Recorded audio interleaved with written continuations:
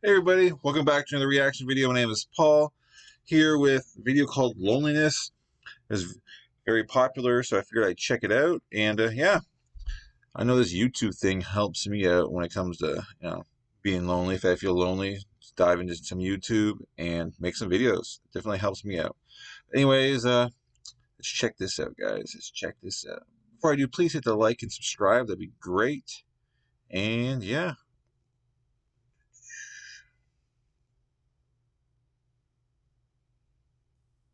Everybody feels lonely from time to time.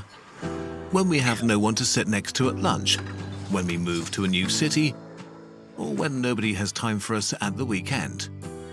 But over the last few decades, this occasional feeling has become chronic for millions. In the UK, 60% of 18 to 34-year-olds say they often feel lonely. In the US, 46% of the entire population feel lonely regularly. We are living in the most connected time in human history, and yet an unprecedented number of us feel isolated. Being lonely and being alone are not the same thing. You can be filled with bliss by yourself and hate every second surrounded by friends. Loneliness is a purely subjective, individual experience. If you feel lonely, you are lonely. A common stereotype is that loneliness only happens to people who don't know how to talk to people or how to behave around others. But population-based studies have shown that social skills make practically no difference for adults when it comes to social connections. Loneliness can affect everybody. Money, fame, power, beauty, social skills, a great personality.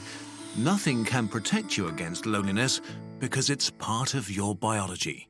I agree. Loneliness is a bodily function, like hunger.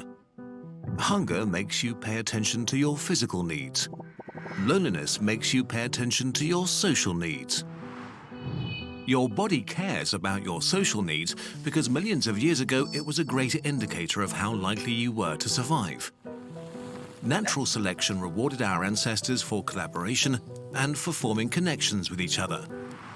Our brains grew and became more and more fine-tuned to recognize what others thought and felt and to form and sustain social bonds. Being social became part of our biology.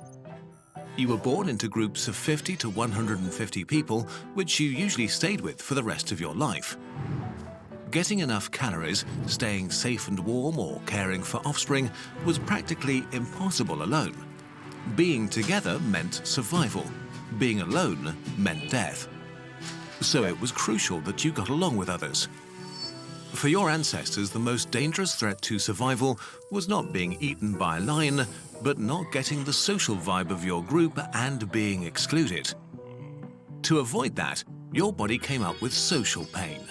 Pain of this kind is an evolutionary adaptation to rejection. A sort of early warning system to make sure you stop behavior that would isolate you. Your ancestors who experienced rejection as more painful were more likely to change their behavior when they got rejected and thus stayed in the tribe, while those who did not got kicked out and most likely died.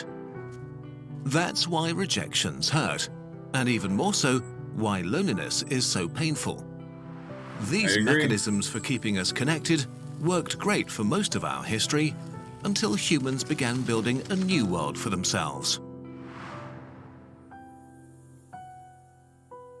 The loneliness epidemic we see today really only started in the late Renaissance.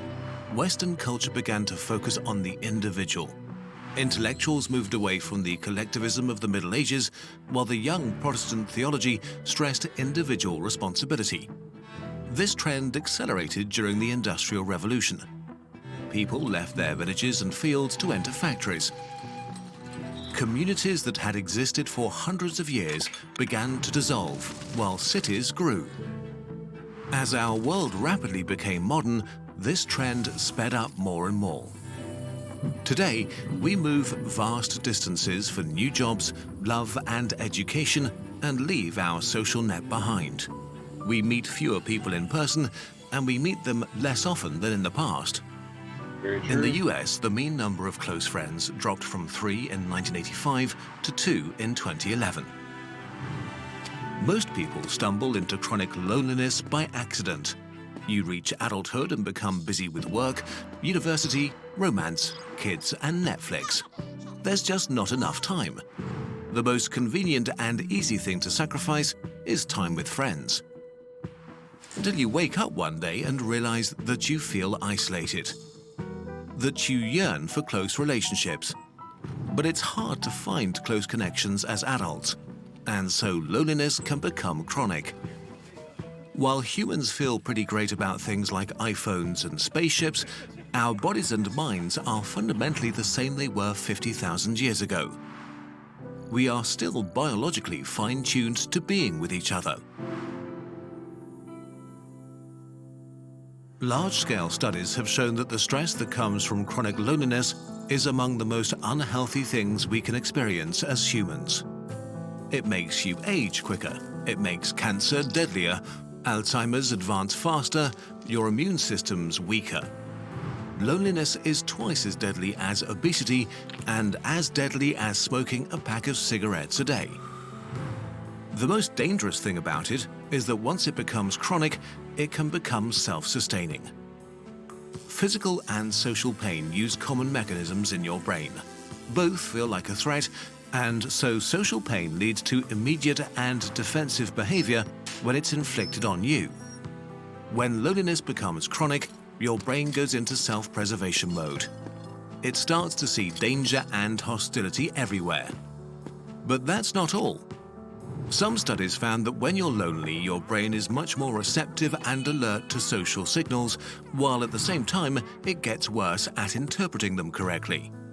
You pay more attention to others, but you understand them less. The part of your brain that recognizes faces gets out of tune and becomes more likely to categorize neutral faces as hostile, which makes it distrustful of others. Loneliness makes you assume the worst about others' intentions towards you. Because of this perceived hostile world, you can become more self-centered to protect yourself, which can make you appear more cold, unfriendly, and socially awkward than you really are. That's so true. I mean, I don't know. I work and come home, and tend to my kids and all that stuff. And I don't know. It just feels more easy, more comfortable just to do that than it is to kind of go put yourself out there and meet new people and stuff. I don't know. Makes a lot of sense.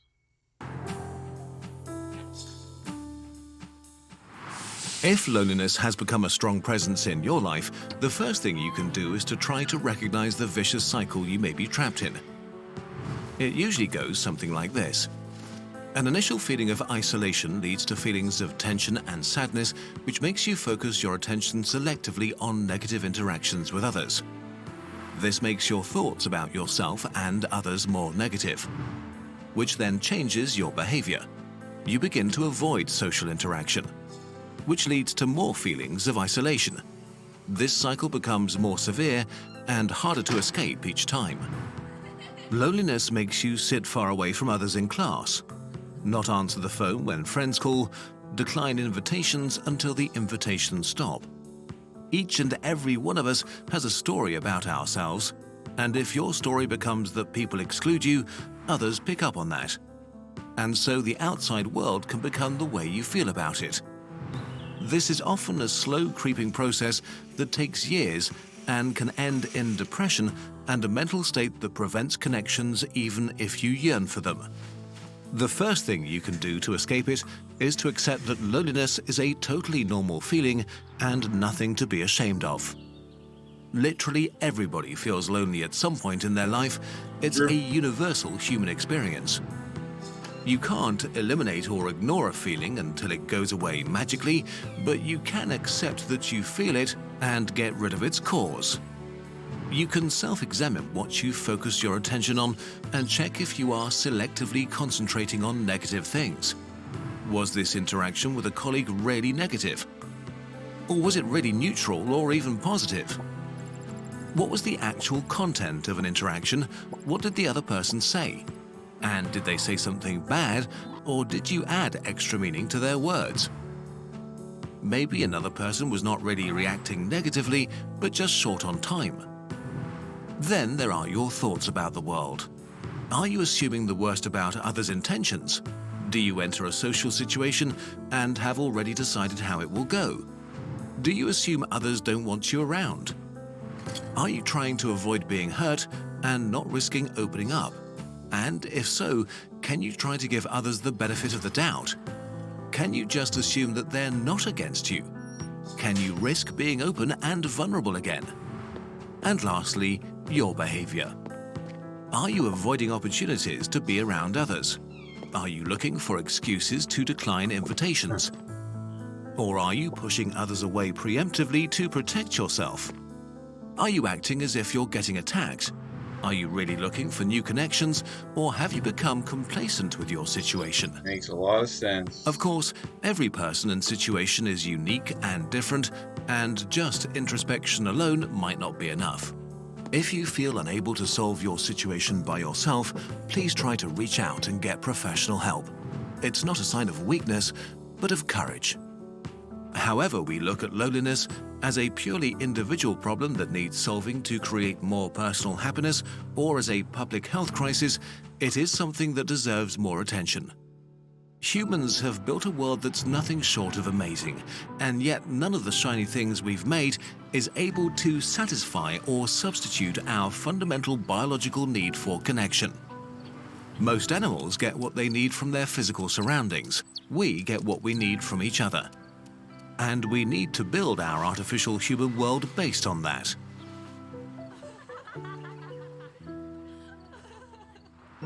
Let's try something together. Let's reach out to someone today. Regardless if you feel a little bit lonely or if you want to make someone else's day better.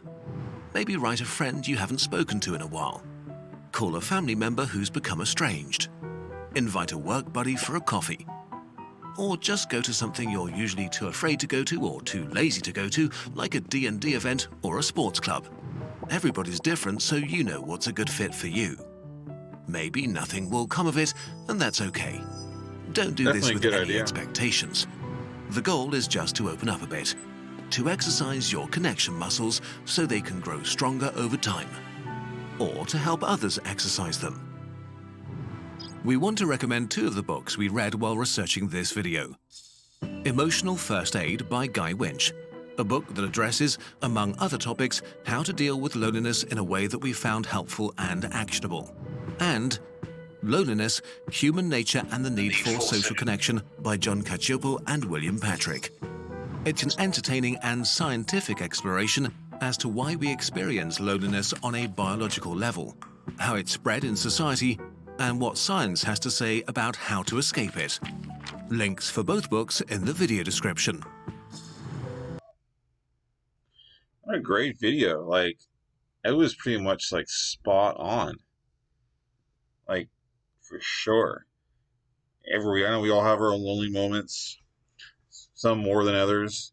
I started this YouTube channel years ago just to keep me busy from being lonely and depressed and stuff like that. So I definitely can concur with loneliness, but then again, we all deal with it. So I don't. Definitely, please take this guy's advice and like reach out to people. You never know. And if you think that, just reach out to anyone that you think might be lonely. I think that's a good thing. This is from Kurz. Sorry, but I don't know your in a nutshell. I don't know how to pronounce that. But yeah, awesome video, dude. Good job. You should definitely subscribe to this guy's channel too. That's a really good video, man. But anyways, please like and subscribe to me, please. And yeah, let me guys know how you guys feel in the comments below, and if you guys thought maybe this video was really helpful or whatnot. It'd be cool to hear about it. And if you want me to check anything else out. Anyways, peace, like and subscribe, and I'll catch you guys in future videos.